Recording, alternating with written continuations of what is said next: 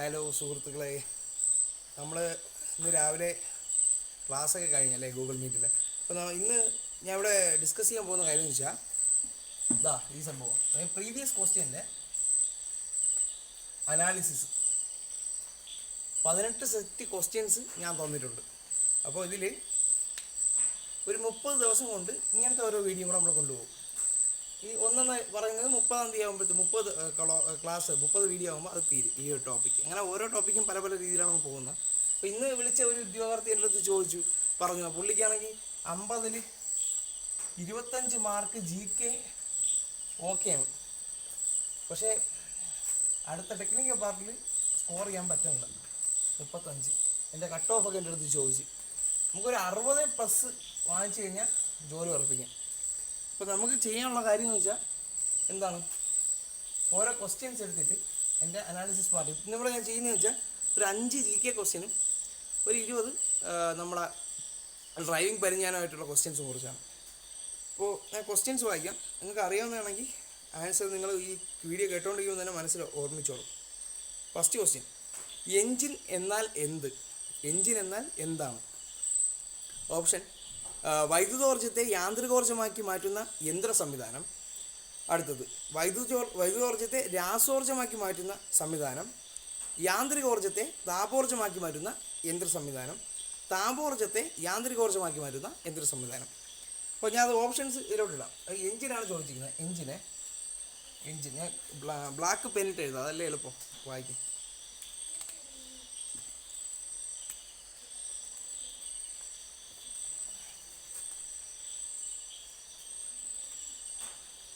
Engine ഇതിൽ ചോദിച്ചിരിക്കുന്നത് first വൈദ്യുതോർജ്ജം, അതായത് ഇലക്ട്രിക്കൽ എനർജിയെ യാന്ത്രികോർജ്ജം മെക്കാനിക്കൽ എനർജി ആയിട്ട് മാറ്റുന്നതാണ് ഫസ്റ്റ് ഓപ്ഷൻ. രണ്ടാമത്തെ ഓപ്ഷൻ, വൈദ്യുതോർജ്ജത്തെ രാസോർജ്ജം, അതെന്ന് പറഞ്ഞാൽ കെമിക്കൽ എനർജി. രാസോർജ്ജമാണ് കെമിക്കൽ എനർജി. അടുത്ത മൂന്നാമത്തെ ഓപ്ഷൻ കൊടുത്തിരിക്കുന്നത് യാന്ത്രികോർജ്ജത്തെ താപോർജ്ജമാക്കി മാറ്റുന്നു. യാന്ത്രികോർജ്ജം എന്ന് പറഞ്ഞാൽ മെക്കാനിക്കൽ എനർജിയെ ഹീറ്റ് എനർജി, അതാണ് താപോർജ്ജം കേട്ടോ, HE ഹീറ്റ് എനർജി.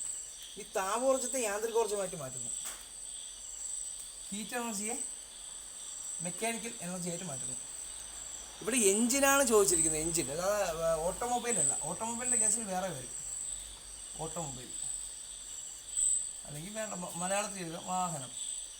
അറിയാവുന്ന കാര്യമാണ്, അതുകൊണ്ട് ഞാൻ എഴുതുന്നത്. ഇപ്പോൾ എഞ്ചിൻ്റെ കേസിൽ എഞ്ചിനിൽ എങ്ങനെയാണ് സംഭവം? നമ്മളെ ഫ്യൂവൽ അല്ലേ, ഇന്ധനം. ഞാൻ അതൊക്കെ ഇംഗ്ലീഷ് എഴുതാം, കുഴപ്പമില്ലല്ലോ. ഫ്യൂവൽ നേരെ പോയി മാനിഫോൾഡ് വഴി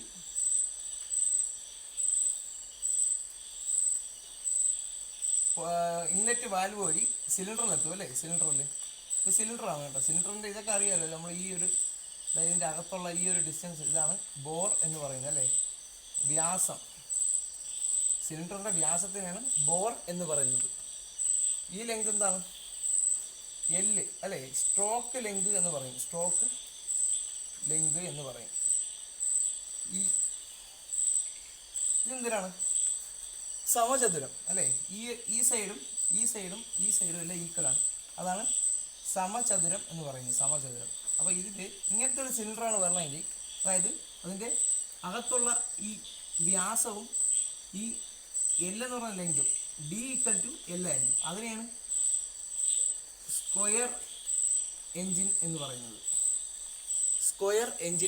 സ്ക്വയർ എൻജിൻ. ഓക്കെ, അപ്പോൾ അത്രയും കാര്യങ്ങൾ നോട്ട് ചെയ്ത് വെച്ചോളാം. ഞാൻ ജസ്റ്റ് പറഞ്ഞത്. അപ്പോൾ ഇവിടെ എന്താണ്, നമ്മൾ ഫ്യൂവൽ പോയി അകത്ത് ചെല്ലുന്നു. ഈ ഫ്യൂവലിലുള്ളതാണ് രാസോർജം അല്ലെങ്കിൽ കെമിക്കൽ എനർജി. അത് നേരെ, അതാണ് ഫ്യൂവലിലുള്ള കെമിക്കൽ എനർജി നേരെ പോയി അകത്ത് പോയി എന്ത് ചെയ്യും? കത്തും. അപ്പോൾ എന്തുണ്ടാവും? Heat energy. കത്തുമ്പോൾ ചൂട് വരില്ലേ, താപ ഊർജം ഉണ്ടാവും. അതിനെന്താണ്, ഈ ഇവിടെ നിന്ന് പിസ്റ്റൺ, ഒരു കണക്റ്റിംഗ് റോഡ്, ക്രാങ്ക് ഷാഫ്റ്റ് അല്ലേ, ഇതാണ് ക്രാങ്ക് ഷാഫ്റ്റ്. അപ്പോൾ ഇതിൻ്റെ മുകളിലോട്ടും താഴോട്ടും നമ്മൾ പഠിച്ചിട്ടുണ്ട്. മുകളിലോട്ടും താഴോട്ടുമുള്ള മൂവ്മെൻറ്റ് കാരണം ഇതെന്ത് ചെയ്യും? റൊട്ടേഷൻ നടക്കും അല്ലേ. റൊട്ടേഷൻ ഈ ക്രാങ്ക് ഷാഫ്റ്റ് റൊട്ടേഷൻ ചെയ്യും. അതുവഴിയാണ് നമുക്ക് എന്ത് ചെയ്യുന്നത്, മെക്കാനിക്കൽ എനർജി അല്ലെങ്കിൽ യാന്ത്രിക ഊർജം ലഭിക്കുന്നത്. യാന്ത്രിക ഊർജം, ഇത്രയാണ് ബേസിക് ആയിട്ടുള്ള കൺസെപ്റ്റ്, യാന്ത്രിക ഊർജം ലഭിക്കുന്നത്. അപ്പോൾ ഇവിടെ എന്താണ് മാറ്റം ഉണ്ടായത് ഈ ഒരു ഓട്ടോമൊബൈലിനെ സംബന്ധിച്ച്? കെമിക്കൽ എനർജി, ഇതാ ഇവിടെ എഴുതാം, കെമിക്കൽ എനർജി അതായത് രാസ ഊർജം എന്തായി, ഹീറ്റ് എനർജി ആയിട്ട് മാറി, താപ ഊർജമായിട്ട് മാറി. അതെന്തായി, മെക്കാനിക്കൽ എനർജി അതായത് യാന്ത്രിക ഊർജമായിട്ട് മാറി, യാന്ത്രിക ഊർജമായിട്ട് മാറി. അപ്പോൾ ഇവിടെ നോക്കേണ്ടത് ഇത് ഓട്ടോമൊബൈലിൻ്റെ കേസിലാണ്. ഓട്ടോമൊബൈലിൻ്റെ കേസിലപ്പം ചോദിച്ചു കഴിഞ്ഞാൽ കെമിക്കൽ എനർജി, ഒരു വാഹനത്തിൻ്റെ കാര്യം ചോദിക്കുകയാണെങ്കിൽ രാസമാറ്റം അതിൻ്റെ ഊർജ്ജം പരിവർത്തനം ചോദിച്ചു കഴിഞ്ഞാൽ കെമിക്കൽ എനർജി എന്ന് പറയുന്ന സാധനം മെക്കാനിക്കൽ എനർജി ആയിട്ട് കൺവേർട്ട് ചെയ്യുന്നു എന്നാണ് അതിൻ്റെ അർത്ഥം. അതായത് രാസ ഊർജം യാന്ത്രിക ഊർജമായി മാറുന്നു. അത് ഇത്രയും കാര്യങ്ങൾ നിങ്ങൾ മനസ്സിലാക്കിയിരിക്കുന്നത് ഇത് വാഹനത്തിൻ്റെ കാര്യത്തിലാണ്. അപ്പോൾ ഇത് വിട്ടാതെ തന്നെ പറയാം. ആ സ്ഥാനത്ത് ഇവിടെ ഒരു എഞ്ചിൻ്റെ കാര്യമാണ്. എഞ്ചിൻ എന്ന് പറയുമ്പോൾ ഈ ഒരു പാർട്ട് അല്ലേ, ഇവിടെ എന്താണ് ഉണ്ടായത്, ഇവിടെ ഈ ഹീറ്റ് എനർജിയാണ് എന്തായി മാറിയത്, മെക്കാനിക്കൽ എനർജി ആയിട്ട് മാറിയത്. അപ്പോൾ അവിടെ എഞ്ചിൻ്റെ കാര്യം വരുമ്പോൾ ഈ ഒരു കാര്യമാണ് പഠിക്കേണ്ടത്. ഹീറ്റ് എനർജിയെ മെക്കാനിക്കൽ എനർജി ആയിട്ട് മാറുന്നു, ഹീറ്റ് എനർജി മെക്കാനിക്കൽ എനർജി ആയിട്ട് മാറുന്നു. ഈ ഒരു കാര്യം ഓക്കെ ആണെന്ന് പ്രതീക്ഷിക്കുന്നു. അപ്പോൾ ആ ഒരു ക്വസ്റ്റ്യൻ കഴിഞ്ഞു, ഒന്നാമത്തെ കാര്യം. ഇനി ഈ ഒരു ക്വസ്റ്റ്യനിൽ ഒരിക്കലും ഡൗട്ട് വരാൻ ചാൻസ് ഇല്ല എന്ന് പ്രതീക്ഷിക്കുന്നു. ഓക്കെ, അപ്പോൾ ഉത്തരം ഏതാണ്? എഞ്ചിൻ്റെ കാര്യത്തിൽ എങ്ങനെയാണ്, ഹീറ്റ് എനർജിയാണ് സിലിണ്ടറിനകത്ത് ഉണ്ടാകുന്നത്, അത് മെക്കാനിക്കൽ എനർജി ആയിട്ട് മാറുന്നു. ഓക്കെ, അതായത് താപ ഊർജം യാന്ത്രിക ഊർജ്ജമായിട്ട് മാറുന്നു. വാഹനത്തിൻ്റെ കാര്യത്തിലാണെങ്കിലോ, വാഹനത്തിൻ്റെ കാര്യത്തിൽ എങ്ങനെ വരും, കെമിക്കൽ എനർജി രാസ ഊർജം യാന്ത്രിക ഊർജ്ജമായിട്ട് മാറുന്നു. അടുത്ത ചോദ്യം, ഭാരം കയറ്റുന്ന വാഹനങ്ങളിൽ തറനിരപ്പിൽ നിന്നും ഭാരം കയറ്റാവുന്ന പരമാവധി ഉയരം എത്രയാണ്? തറനിരപ്പ്, ഇവിടെ ഒരു വണ്ടി,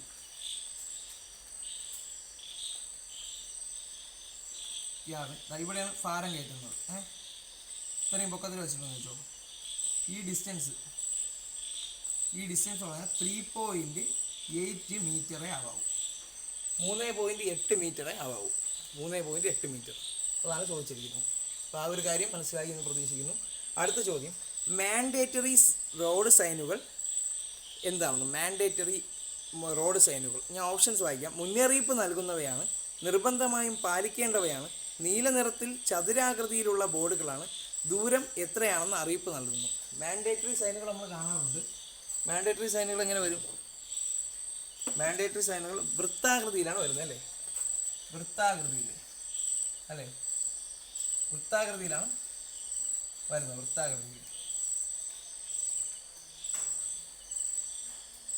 അല്ലേ, ഇങ്ങനെയാണ് മാൻഡേറ്ററി സൈൻ കാണപ്പെടുന്നത്, വൃത്താകൃതിയിലാണ് വരുന്നത്, വൃത്താകൃതിയിൽ. അപ്പോൾ ഇതെന്താണ്, നിർബന്ധമായും പാലിക്കേണ്ടവയാണ് കേട്ടോ, നിർബന്ധമായിട്ടും പാലിക്കേണ്ടവയാണ് മാൻഡേറ്ററി സൈൻസ്. മാൻഡേറ്ററി സൈൻസ് നിർബന്ധമായും പാലിക്കേണ്ടവയാണ്. ഇനി അടുത്ത ചോദ്യം, മോട്ടോർ വാഹന നിയമത്തിൽ 122 അനുച്ഛേദം, 122 വകുപ്പ് എന്ത് പറയുന്നു എന്നാണുള്ളത്. ഇപ്പോൾ ഈ ഒരു ഭാഗത്ത് പാർക്ക് ചെയ്തിട്ടിരിക്കുകയല്ലേ ഈ ഒരു വാഹനം, ഈ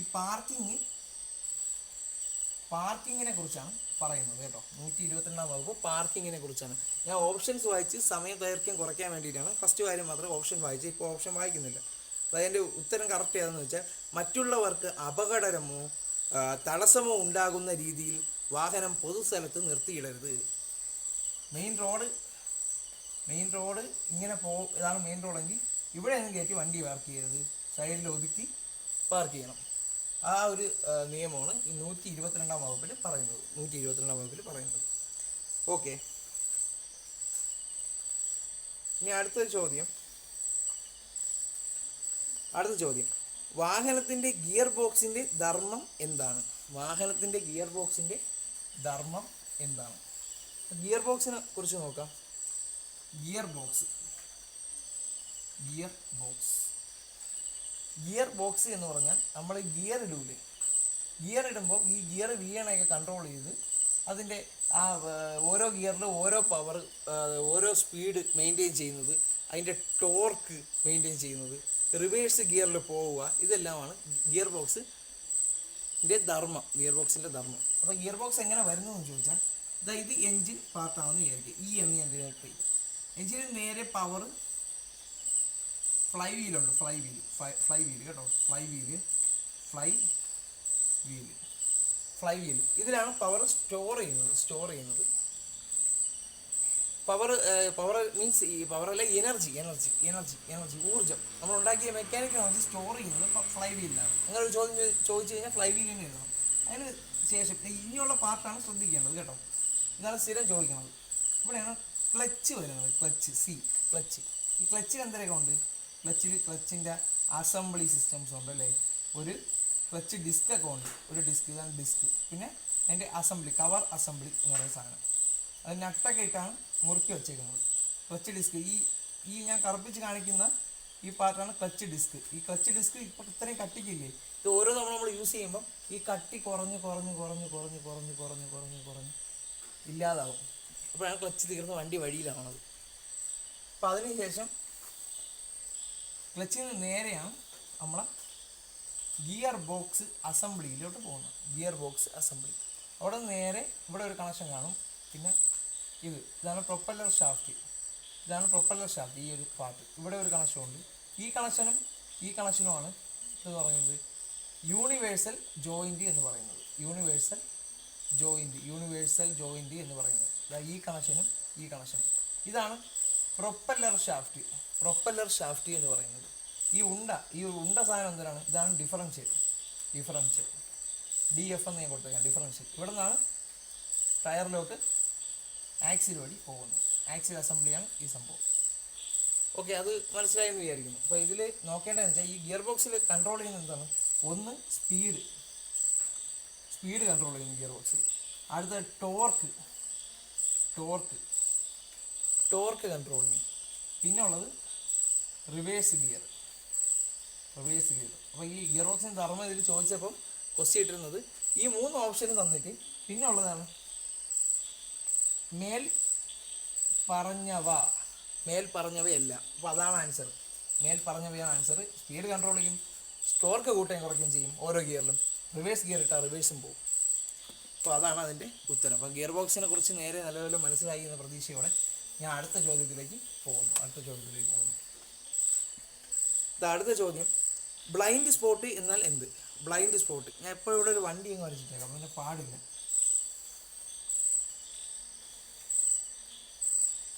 ക്യാബ്.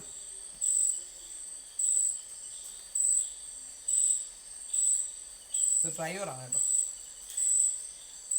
അപ്പോൾ ഈ ബ്ലൈൻഡ് സ്പോട്ട് എന്ന് പറഞ്ഞാൽ ഇവിടെ ഒരു കണ്ണാടിയാണോ അല്ലേ ഇതിൻ്റെ അകത്ത്, ക്യാബിൻ്റെ അകത്ത് ഡ്രൈവർ ഇരിക്കുന്നുണ്ട്. അവിടെ ഈ കണ്ണാടിയിൽ നിന്ന് നോക്കുമ്പോഴത്തേക്ക് പുറകു വശം കാണാൻ പറ്റാത്ത ഭാഗം ഉണ്ടല്ലോ, ഞാൻ കാണാൻ ഈ ഒരു ഭാഗം, അതായത് പുറകു വശം, അതിനെയാണ് എന്തെന്ന് പറയുന്നത്? ബ്ലൈൻഡ് സ്പോട്ട് എന്ന് പറയുന്നത്. അതിൻ്റെ ഉത്തരം പുറകിൽ നിന്നുള്ള വാഹനം റിയർ വ്യൂ മിററിൽ കാണാൻ സാധിക്കാത്ത മേഖലയാണ് ബ്ലൈൻഡ് സ്പോട്ട് എന്ന് പറയുന്നത്. ബ്ലൈൻഡ് എന്ന് പറഞ്ഞാൽ കാഴ്ചയില്ല എന്നാണ് അർത്ഥം, അന്ധൻ. അപ്പം കാണാൻ പറ്റാത്ത ഭാഗമാണ് ബ്ലൈൻഡ് സ്പോട്ട് എന്ന് പറയുന്നത്. ഇനി GCR ചില തെറ്റിപ്പോയുള്ള ചാൻസ് ആണ് എന്ന് പറഞ്ഞാൽ ഇതിൻ്റെ ഫുൾ ഫോം ആണ് ചോദിച്ചിരിക്കുന്നത്. Goods carriage. R എന്ന് പറഞ്ഞാൽ റെക്കോർഡാണ്. അപ്പോൾ ഗുഡ്സ് ക്യാരിയേജ് റെക്കോർഡാണ് GCR. ഇനി പരീക്ഷയ്ക്ക് ചോദിച്ചിട്ടുള്ളതാണ് RTA അല്ലെങ്കിൽ RTO. ഇതിന് രണ്ടും ഒന്നുമില്ല. റോഡല്ല, റീജിയണൽ ട്രാൻസ്പോർട്ട്. ഈ R എന്ന് പറഞ്ഞാൽ റീജിയണലാണ്, T എന്ന് പറഞ്ഞാൽ ട്രാൻസ്പോർട്ടാണ്. ഇനി A പറഞ്ഞൂടാ, O പറഞ്ഞൂടാ. A വന്നാൽ എന്താണ്? അതോറിറ്റിയാണ് അതോറിറ്റി. ഇനി O എന്തിനാണ്? ഓഫീസാണ്. അപ്പോൾ RTA ചോദിച്ചു കഴിഞ്ഞാൽ റീജിയണൽ ട്രാൻസ്പോർട്ട് അതോറിറ്റിയും, RTO ചോദിച്ചു കഴിഞ്ഞാൽ ഫുൾ ഫോം റീജിയണൽ ട്രാൻസ്പോർട്ട് ഓഫീസുമാണ്. അടുത്ത ചോദ്യം, ടയറിനുള്ളിൽ വായു സമ്മർദ്ദം അളക്കുന്ന ഉപകരണം. ബൈക്കൊക്കെ നിങ്ങൾ കൊണ്ടുപോയി ചെറിയ മെക്കാനിക് വർക്ക്ഷോപ്പുകളിലാണെങ്കിൽ ടയർ കൊണ്ടുപോയി ചെക്ക് ചെയ്യും. എയർ ചെക്ക് ചെയ്യുമ്പോഴത്തേക്ക് അവർ ടയറിൽ ഇത് ടയറെങ്കിൽ അതിൽ റിംസ് എല്ലാം വന്നിട്ട് ഇങ്ങനെ ലിങ്ക് ചെയ്യേണ്ട ഇവിടെ നമ്മൾ അടിക്കുന്ന സ്ഥലത്ത് ഇവിടെ ഒരു സാധനം വെച്ച് ഒരു എക്യുപ്മെൻറ്റ് വെച്ച് നോക്കും. ഇങ്ങനെ ഒരു സാധനം വെച്ച് നോക്കണമായിട്ട് നിങ്ങൾ കണ്ടിട്ടുണ്ട്. അതിനെയാണ് വാക്വം പ്രഷർ ഗേജ് എന്ന് പറയുന്നത്. വാക്വം പ്രഷർ ഗേജ് അതായത് ടയർ പ്രഷർ ഗേജ് കേട്ടോ, ക്ഷമിക്കണം, ടയർ പ്രഷർ ഗേജ് അതാണ് ഉത്തരം കേട്ടോ. ടയർ പ്രഷർ ഗേജ് വാക്വം അല്ല, ടയർ പ്രഷർ ഗേജാണ് ഉത്തരം.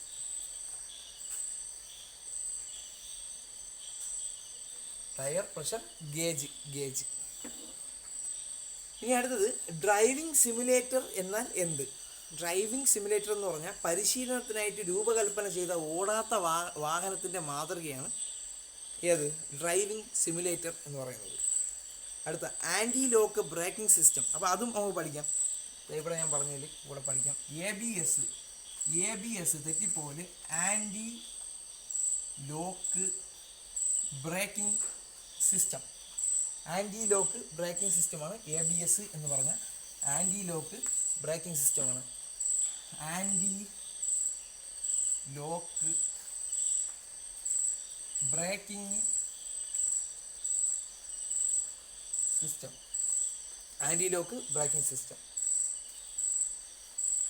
അപ്പോൾ ചോദ്യം, ആൻറ്റി ലോക്ക് ബ്രേക്കിംഗ് സിസ്റ്റം സംവിധാനം വാഹനങ്ങളിൽ നൽകുന്നത് എന്തിന്?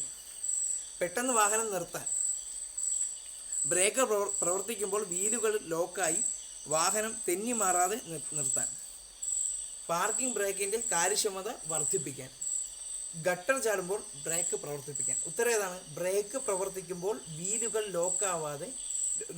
ലോക്കായി വാഹനം തെന്നി വീഴാതെ നിൽക്കാൻ വേണ്ടി. അതായത് വണ്ടി ഇങ്ങനെ ഓടിപ്പോകുമ്പോഴത്തേക്ക് ഇവിടെ സ്കിഡിങ് ഉണ്ടാവുമായിരിക്കും. തെന്നി വീഴാതിരിക്കാൻ വേണ്ടിയിട്ടാണ് 4 ടയറിലും ഒരേപോലെ ബ്രേക്ക് അപ്ലൈ ചെയ്ത് വാഹനം സേഫായിട്ട് നിൽക്കും. Anti lock braking system. ഇനി ഇന്ധന ലാഭം ലഭിക്കുന്ന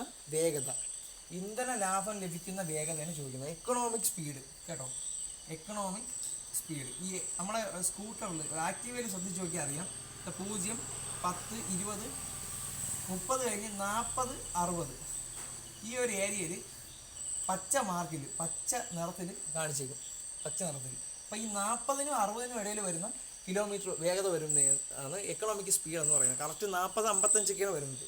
അപ്പോൾ ഇതിലെ ഓപ്ഷൻസ് 10, 20, 20, 30, 40, 55, 80, 100. അപ്പോൾ ഇതിൽ 40, 55 ആപ്റ്റായിട്ടുള്ള ആൻസർ. നമ്മൾ ഇതാണ് നോക്കേണ്ടത് ഡ്യൂറേഷൻ. അപ്പോൾ 40, 55 ഓപ്ഷനിലുള്ളത്. അപ്പോൾ നമ്മൾ അത് എഴുതുന്നു. കിലോമീറ്റർ പെർ അവറാണ്, അത് മറന്നുപോയി. ഇനി അഥവാ മീറ്റർ പെർ സെക്കൻഡിലോട്ട് അങ്ങനെ തരത്തില്ല, കിലോമീറ്റർ പെർ അവറാണ്. വാഹനം രാത്രി കാലങ്ങളിൽ പാർക്ക് ചെയ്യുമ്പോൾ റോഡിൻ്റെ ഇടതുവശം ചേർത്ത് നിർത്തുക. Option A. ഓപ്ഷൻ ബി എന്ന് പറയുന്നത് പാർക്ക് ലൈറ്റുകൾ തെളിയിക്കണം.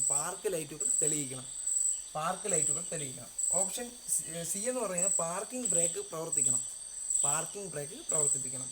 മേൽപ്പറഞ്ഞവയെല്ലാം. ഉത്തരം മേൽപ്പറഞ്ഞവയെല്ലാം. കാര്യം എന്താണ്? വാഹനം നമ്മൾ രാത്രി പാർക്ക് ചെയ്ത് നിർത്തുമ്പോഴത്തേക്ക് റോഡിൻ്റെ ഇടതുവശം ചേർന്ന് നിർത്തണം അല്ലേ? പാർക്കിംഗ് ഇടതുവശം ചേർന്ന് നിർത്തണം. പിന്നെ അടുത്തത് പാർക്ക് ലൈറ്റ് തെളിയിക്കണം. റോഡിൽ നിരന്തരം വണ്ടി വന്നുകൊണ്ടിരിക്കുകയാണ്, അപ്പോൾ പാർക്ക് ലൈറ്റ് തെളിയിക്കണം. Parking brake, hand brake. Parking brake എന്ന് പറയുന്നത് പഠിച്ചോണം. പാർക്കിംഗ് ബ്രേക്ക് എന്ന് പറയുന്നത് എന്ത് തന്നെയാണ്?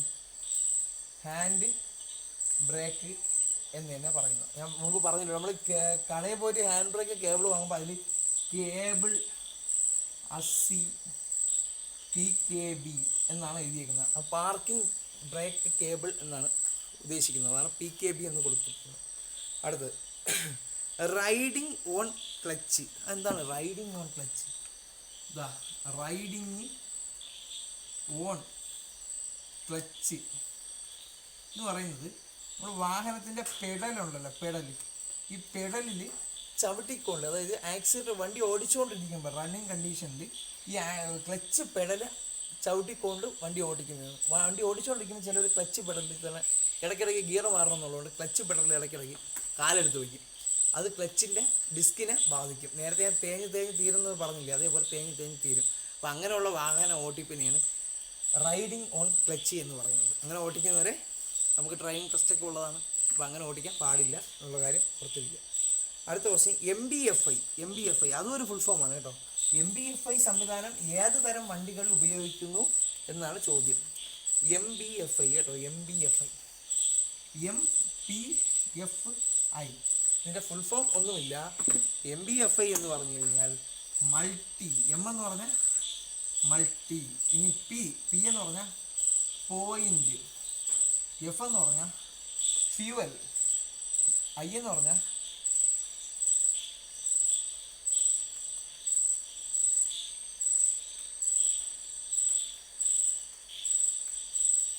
Injection, multi point fuel injection എന്ന് പറയുന്നതാണ് MBFI. ഇത് ഉപയോഗിക്കുന്നത് ഏത് വണ്ടികളിലെന്ന് വെച്ചാൽ നമ്മുടെ ഈ വണ്ടി ഇതില്ലേ, നമ്മുടെ എഫ് സി പെട്രോൾ വണ്ടികളിലാണ് ഉപയോഗിക്കുന്നത്. പുതിയ തരം FZ വണ്ടി ഇറങ്ങിയല്ല, അതിലൊക്കെ മൾട്ടി പോയിൻ്റ് ഫ്യൂവൽ ഇഞ്ചക്ഷനാണ് ഉപയോഗിക്കുന്നത്. മൾട്ടി പോയിൻ്റ് പെട്രോൾ ഇഞ്ചക്ഷനാണ് ഉപയോഗിക്കുന്നത്. എന്നാൽ CRDI ഉണ്ട്. CRDI എന്തിനാണ്? എൻ്റെ ഫുൾ ഫോം പറയാം. C എന്ന് പറഞ്ഞാൽ കോമൺ, R എന്ന് പറഞ്ഞാൽ റെയിലാണ്, D എന്ന് പറഞ്ഞാൽ ഡയറക്റ്റ്, I എന്ന് പറഞ്ഞാൽ ഇജക്ഷൻ, സാധനം തന്നെ ejection. Common, rail, direct, ejection. അത് ഉപയോഗിക്കുന്നത് ഡീസൽ എൻജിൻസിലാണ്. ഈ ഡീസൽ എൻജിൻസിനെ CI എന്ന് പറയും. CI engines, combustion ignition engines. ഈ പെട്രോൾ വാഹനങ്ങൾ എന്ന് പറയും SI എൻജിൻസ് എന്ന് പറയും. SI spark ignition engines. Petrol വണ്ടികളിൽ സ്പാർക്ക് പ്ലഗ് ഉണ്ടല്ലേ, സ്കൂട്ടർ വണ്ടി സ്റ്റാർട്ട് ആകുമ്പോൾ സ്പാർക്ക് പ്ലഗ് നമ്മൾ മാറ്റി പുതിയത് വാങ്ങിച്ചെടുക്കും. അപ്പോൾ സ്പാർക്ക് പ്രൊഡ്യൂസ് ചെയ്യാൻ പറ്റും സ്പാർക്ക് ഇഗ്നിഷൻ എൻജിൻസ്. അങ്ങനെ ആലോചിക്കുക. കമ്പസ്റ്റൻ ഇഗ്നിഷൻ എൻജിൻ എന്ന് പറഞ്ഞാൽ അതിൽ സ്പാർക്ക് പ്ലഗ് ഇല്ല. അകത്ത് സിലിണ്ടറിനകത്തുള്ള പ്രഷർ കൂട്ടി ഒരു മിനിമം പ്രഷർ അറ്റൈൻ ചെയ്യുമ്പോഴത്തേക്കാണ് അതിനകത്ത് ഫ്യൂവൽ കത്തുന്നത്. കംപ്രഷൻ കൂടി ഓട്ടോമാറ്റിക്കലി അതിൻ്റെ കത്താനുള്ള പ്രവണത ഉണ്ടാവും. സ്പാർക്ക് അവിടെ തന്നെ പ്രൊഡ്യൂസ് ആവും. അതാണ് ഡീസൽ എൻജിൻ. ഇനി ഒരു കാര്യം കൂടി ഇത് പഠിക്കേണ്ട ഉപയോഗമുണ്ട്. ഈ ഡീസൽ എൻജിനുമായിട്ട് ബന്ധപ്പെട്ടാണ് എന്താണ് ഉള്ളത്, സീറ്റെയിൻ നമ്പർ. CETANE, സീറ്റെയിൻ. അപ്പോൾ ഈ CI എന്ന് പറയുമ്പോൾ സീറ്റെയിൻ, ആ ഒരു ഇത് വെച്ചിട്ട് ഡീസൽ എൻജിനുമായിട്ട് ബന്ധപ്പെട്ടാണ് സീറ്റെയിൻ നമ്പർ എന്ന് മനസ്സിലാക്കാൻ പറ്റും. ഒക്ടെയിൻ നമ്പറുണ്ട്, OCTANE, ഒക്ടെയിൻ നമ്പർ. അത് SI എൻജിൻ അല്ലെങ്കിൽ പെട്രോൾ എൻജിനുമായിട്ട് ബന്ധപ്പെട്ടതാണ് എന്നൊരു കാര്യം മറന്നു പോകരുത്. അപ്പോൾ MBFI, FC വണ്ടി ആലോചിച്ച് കഴിഞ്ഞ് കഴിഞ്ഞാൽ MBFIന് മാറിപ്പോകില്ല. പെട്രോൾ വണ്ടിയാണ്, ബൈക്കിലാരും ഡീസൽ അടിക്കില്ലല്ലോ, അത് കിട്ടുമല്ലോ. ഇനി അടുത്ത ഒരു വാഹനത്തിൻ്റെ ക്ലച്ചിൻ്റെ സ്ഥാനം പെട്ടെന്ന് പറഞ്ഞാൽ, അതായത് ഫിഗർ വരച്ചിട്ടുണ്ട്. ക്ലച്ചിൻ്റെ സ്ഥാനം അതിൻ്റെ ഇടയിൽ ഗിയർ ബോക്സിൻ്റെയും ഫ്ലൈ വീലിൻ്റെയും നടുക്കല്ലേ ക്ലച്ച് അസംബ്ലി വരുന്നത്. ഇനി അടുത്ത ഹസാർഡ് സ്വിച്ച് ഉപയോഗിച്ച് 4 ഇൻഡിക്കേറ്ററുകളും ഒരുമിച്ച് മിന്നിച്ചാൽ എന്ത് മനസ്സിലാകും? നമ്മൾ വണ്ടിയിൽ ഈ ചില തട്ടുകടയിലൊക്കെ അടുത്താണ് ഞാൻ ശ്രദ്ധിച്ചിട്ടുള്ളത്. രാത്രിയാലും വണ്ടി ഓടിച്ച് പോകുമ്പോഴത്തേക്ക് അവിടെ വണ്ടി നിർത്തിയിട്ടിട്ട് ഹസാർഡ് ലൈറ്റ് ഓണാക്കിയിടും അല്ലേ. അതായത് വണ്ടി ബ്രേക്ക് ഡൗൺ ആയിട്ട് കിടക്കുകയെന്നാണ് അർത്ഥം. വണ്ടി തകരാറിലായി കിടക്കുന്നതെന്ന് സൂചിപ്പിക്കാൻ വേണ്ടിയാണ് അത് ഓണാക്കിയിടുന്നത്. ഓക്കെ, വാണിംഗ് ട്രയാങ്കിൾ എന്നൊക്കെ പറയും അല്ലേ. ഒരു 3 ഇങ്ങനെ വന്നിട്ട് ഇങ്ങനെ ഒരു സാധനം ഇരിക്കും. അത് നമ്മൾ എങ്ങനെ ആക്കി വയ്ക്കും? ഇങ്ങനെ ആക്കി വയ്ക്കും അല്ലേ, ട്രയാങ്കിൾ ഷേപ്പിൽ ആക്കിയിരിക്കും. അതിനെ വാണിംഗ് ട്രയാങ്കിൾ എന്ന് പറയും. Warning triangle. ഇനി എഞ്ചിനുള്ളിലെ ഓയിലിൻ്റെ അളവ് ചെക്ക് ചെയ്യുന്ന ഉപകരണത്തിൻ്റെ പേരാണ് ചോദിക്കുന്നത്. എഞ്ചിനിൽ നമ്മൾ ബോണറ്റ് പൊക്കി നോക്കിയാൽ അറിയാം. അതിൽ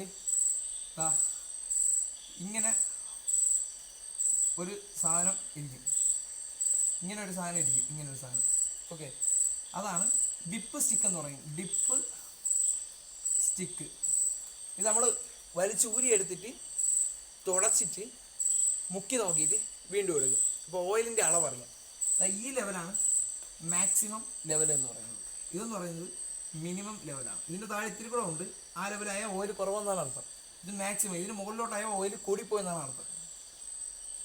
ഇതിൻ്റെ ഇടയിൽ നിൽക്കുന്നത് ഈ ഒരു പാർട്ടിൽ നിൽക്കുന്നതാണ് ഇത് ആവറേജ് ലെവൽ. എപ്പോഴും ഈ ഒരു പാർട്ടിൻ്റെ ഇടയിൽ നിൽക്കണം. ഓക്കെ, അത്രയേ ഉള്ളൂ ഡിപ്സ്റ്റിക്കിൻ്റെ സംഭവം. വേറൊന്നുമില്ല, വലിയ സംഭവമൊന്നുമില്ല അത്.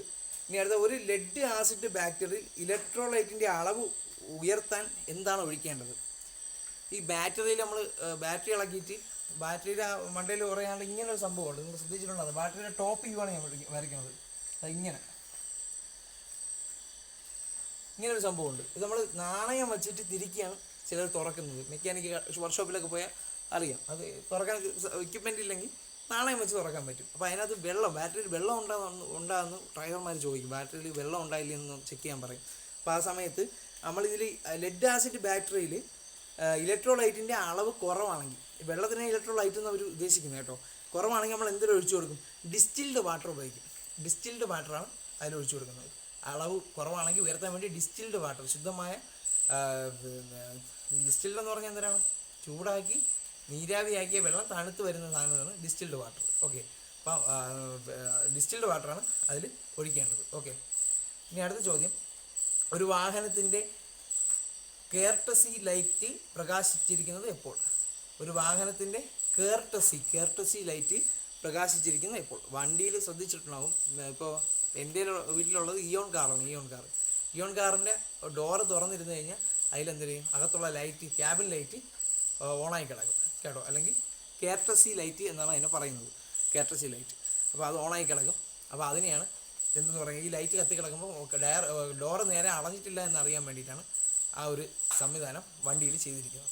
അപ്പോൾ കേർട്ടസി ലൈറ്റ് കത്തിക്കിടന്നതെന്ന് ചോദിച്ചു കഴിഞ്ഞാൽ, അല്ലെങ്കിൽ ക്യാബിൻ ലൈറ്റ് കത്തിക്കിടന്നതെന്ന് ചോദിച്ചു കഴിഞ്ഞാൽ ഡോറ് അടഞ്ഞിട്ടില്ല എന്നാണ് അർത്ഥമാക്കേണ്ടത്. അടുത്തത്, ഇന്ത്യയിലെ ആദ്യത്തെ ഓട്ടോമൊബൈൽ ഫാക്ടറി ഏതാണ്? ഇന്ത്യയിലെ ആദ്യത്തെ automobile factory Hindustan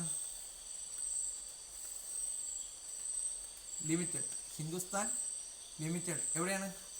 കൊൽക്കത്തയിലാണ്. Kolkata. 20 question ആയിട്ടുണ്ട്. ഇനി അതിൻ്റെ ഒരു 5 GK പാർട്ടും കൂടെ ഡിസ്കസ് ചെയ്യാം. ഹിന്ദുസ്ഥാൻ ലിമിറ്റഡ് കൊൽക്കത്തയാണ് ആദ്യത്തെ ഓട്ടോമൊബൈൽ ഫാക്ടറി എന്നൊരു കാര്യം മറന്നു പോകരുത്. ഇനി ഞാനിപ്പോൾ ഇപ്പോഴാണ് നോക്കിയത്. അപ്പോൾ അതിൽ 5ഓളം ക്വസ്റ്റ്യൻസ് എന്ത് തന്നെ നമ്മുടെ ഈ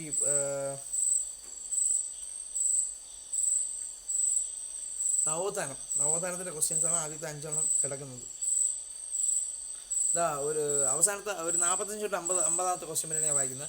അയ്യങ്കാളി അധസ്ഥിതർക്ക് വേണ്ടി വിദ്യാലയം ആരംഭിച്ചു തന്നു. ഈ ക്വസ്റ്റ്യനെല്ലാം ഞാൻ തൊട്ട് മുമ്പ് ചെയ്ത നവോത്ഥാനത്തിൻ്റെ പാർട്ടിലുള്ള ക്വസ്റ്റ്യൻസാണ്. ആ വീഡിയോൻ്റെ ലിങ്ക് ഞാൻ ഡിസ്ക്രിപ്ഷൻ ബോക്സിൽ കൊടുത്തേക്കാം. നിർബന്ധമായി അത് കണ്ടേക്കണം കേട്ടോ, അത് പ്രധാനപ്പെട്ടതാണ്, കാണണം. അയ്യങ്കാളി അധസ്ഥിതർക്ക് വേണ്ടി ആരംഭിച്ച വിദ്യാലയം വർഷമാണ് ചോദിക്കുന്നത്. ആ വിദ്യാലയത്തിൻ്റെ വർഷം 1905 പക്ഷേ ഓപ്ഷനിലുണ്ടായിരുന്നു ഇതാണ് അയ്യങ്കാളി സ്ഥാപിച്ച വിദ്യാലയം അധസ്ഥിതർക്ക് വേണ്ടിയിട്ട്, അതായത്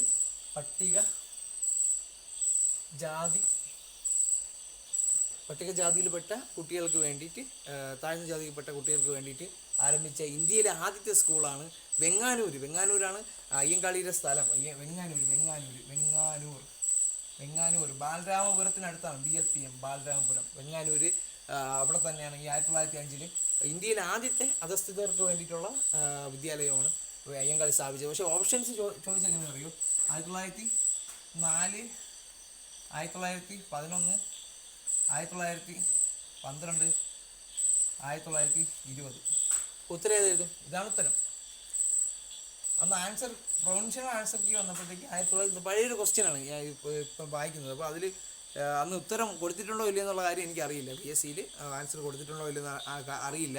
1905 ഉത്തരം, പക്ഷേ 1904 ഓപ്ഷനിലുള്ളൂ. അപ്പോൾ അങ്ങനെ വന്നാൽ നിങ്ങൾ എന്ത് ചെയ്യണം? ഈ 1905 എന്നൊരു ഓപ്ഷൻ ഇല്ല, 1904 ഉണ്ട്. പിന്നെ ഉള്ളത് അതുമായിട്ട് ഭയങ്കര ഇത്തിരി ദൂരത്തിൽ കിടക്കുന്ന ആൻസേഴ്സ് ആണെങ്കിൽ നിങ്ങൾ ഉറപ്പായും 1905, 4 എന്ത് ചെയ്യണം? കറുപ്പിക്കണം, ബബിൾ ചെയ്യണം കേട്ടോ. കാര്യം അങ്ങനെയാണെങ്കിൽ നമുക്ക് എന്താണ്, ക്വസ്റ്റ്യൻ ഒന്ന് ക്യാൻസൽ ചെയ്യാനാണ് ഇപ്പോഴത്തെ സാഹചര്യത്തിൽ 90% ചാൻസ്. ചിലപ്പോൾ 1904 ശരി മാർക്ക് കിട്ടും. അപ്പോൾ നമുക്ക് എന്ത് ചെയ്യും? മാർക്ക് ലഭിക്കും. ഇത് എഴുതാതെ വിട്ടാൽ മാർക്ക് ലഭിക്കുകയില്ല, നഷ്ടപ്പെടുകയില്ല. പക്ഷെ എഴുതി കഴിഞ്ഞാൽ 1 മാർക്ക് കിട്ടും. ക്യാൻസൽ ചെയ്ത് കഴിഞ്ഞാൽ നമുക്ക് നഷ്ടവുമില്ല ലാഭവുമില്ല, മൈനസ് ആവത്തില്ല. എഴുതാതെ വിട്ട് കഴിഞ്ഞാലോ 1 മാർക്ക് കിട്ടൂല. അങ്ങനൊരു കാര്യമുണ്ട്, അത് ആലോചിച്ചുകൊള്ളുക. ഓക്കെ, അടുത്ത ക്വസ്റ്റ്യൻ വായിക്കാം. നമ്പൂതിരി സമുദായത്തിൽ, ഇതൊക്കെ ഞാൻ വായിച്ച ക്വസ്റ്റ്യനാണ്. നമ്പൂതിരി, ഞാൻ VT ഭട്ടതിരിപ്പാടിൻ്റെ ക്ലാസ് എടുത്തിട്ടുണ്ട്. അതെല്ലാം കൂടെ 3 ഒരുമിച്ചാണ് എടുത്തത്. പൊയ്കെ ലോഹന്നാൻ, VT ഭട്ടതിരിപ്പാട്, അയ്യങ്കാളി. ഈ എടുക്കാൻ 5 ക്വസ്റ്റ്യനും അതിൽ നിന്ന്.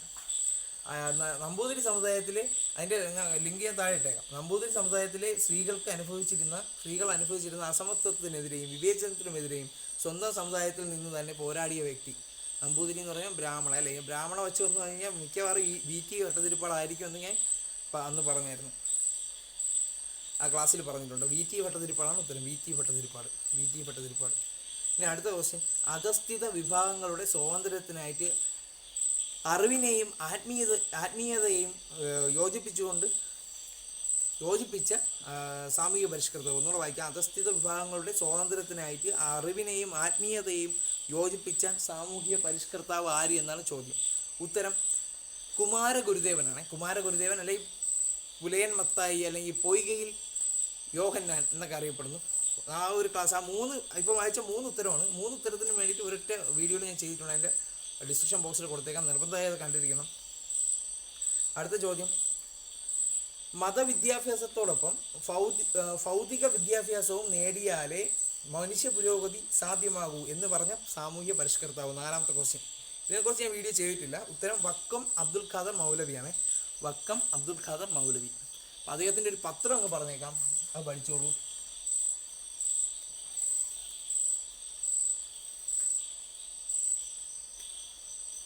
അൽ ഇസ്ലാം മുസ്ലിം, അതൊക്കെ പേര് കേൾക്കുമ്പോൾ മുസ്ലിം അല്ലേ, അപ്പോഴത്തേക്ക് മുസ്ലിം അൽ ഇസ്ലാം, അതൊക്കെ അദ്ദേഹത്തിൻ്റെ പത്രമാണ്. ആരാണ്? വക്കം അബ്ദുൽ ഖാദർ മൗലവി. ഓക്കെ, അദ്ദേഹമാണ് സ്വദേശാഭിമാനി എന്ന പത്രമൊക്കെ സ്ഥാപിച്ചത്. സ്വദേശാഭിമാനി പത്രം പ്രധാനപ്പെട്ടതാണ്. അതിനെക്കുറിച്ച് ബാക്കി ക്ലാസ്സുകളിൽ എടുക്കാം. ഇനി അടുത്തത്, ഗാന്ധിജിയുടെ നേതൃത്വത്തിൽ അഹമ്മദാബാദിലെ തുണിമിൽ സമരം ഏത് തരം സമരമായിരുന്നു? ഗാന്ധിജിയുടെ 2 കാര്യങ്ങൾ പറയാം. 1915 ജനുവരി 9 ഗാന്ധിജി കേരളത്തിൽ വരുന്നത്. ദക്ഷിണാഫ്രിക്കയിൽ ഒരു 1890 കാലഘട്ടത്തിൽ ദക്ഷിണാഫ്രിക്ക പോയിട്ട് കാര്യങ്ങളൊക്കെ കഴിഞ്ഞ് കുറേ പരിപാടിയൊക്കെ ചെയ്തിട്ട് നേരെ 1915 ജനുവരി 9 ഇന്ത്യയിൽ തിരിച്ചെത്തുന്നു.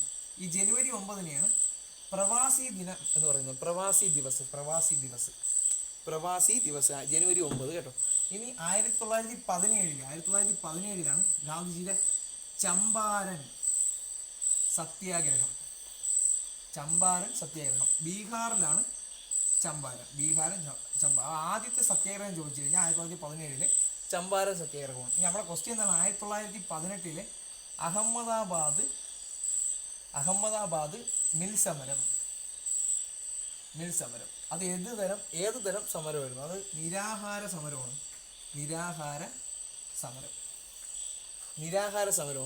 അഹമ്മദാബാദിലെ മിൽ സമരം നിരാഹാര സമരമാണ്. അപ്പോൾ അതാണ് പഠിച്ചിരിക്കേണ്ടത് കേട്ടോ. അപ്പോൾ 17 ചമ്പാരൻ സത്യാഗ്രഹം, ഇന്ത്യയിലെ ആദ്യത്തെ സത്യാഗ്രഹം. എന്നാൽ നിരാഹാര സമരം എന്ന് ചോദിച്ചാൽ അഹമ്മദാബാദിലെ മിൽ സമരമാണ്. 1918 അത് നടന്നത് എന്നൊരു കാര്യം ആലോചിക്കുക. പിന്നെ 1919 ഗാന്ധിജി റൗലറ്റ് സത്യാഗ്രഹം എന്നൊരു സംഭവത്തിൽ ഇന്ത്യയിലാകെ പ്രസിദ്ധമായത്. ഗാന്ധിജി എല്ലാവരും അറിഞ്ഞു തുടങ്ങിയത് റൗലറ്റ് സത്യാഗ്രഹത്തിന് ശേഷമാണ്.